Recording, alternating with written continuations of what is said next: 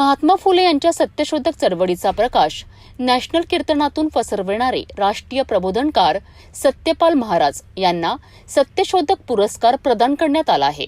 हा पुरस्कार सोहळा पातूर येथील श्री सिद्धाजी महाराज मंगल कार्यालयात पार पडला। या कार्यक्रमात प्रमुख अतिथी म्हणून आमदार संजय खोडके आणि आमदार साजिद खान पठाण यांचा नागरी सत्कार देखील करण्यात आला। या प्रबोधन सोहळ्याचे अध्यक्षस्थान काँग्रेस नेते व महाराष्ट्र माळी युवक संघटनेचे संस्थापक अध्यक्ष प्रकाश तायडे यांनी भूषवलेत।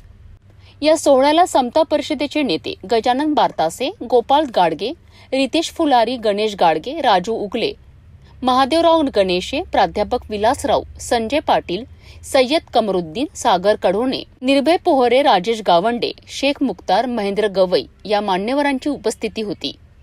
प्रास्ताविक गोपाल गाडगे यांनी केलेत, तर संचालन चंद्रकांत बारतासे यांनी आणि आभार शैलेश बोचरे यांनी मानलेत। या कार्यक्रमात सत्यपाल महाराज यांच्या राष्ट्रप्रेमाने भरलेल्या कीर्तनाने उपस्थित जनसमुदाय मंत्रमुग्ध झाला।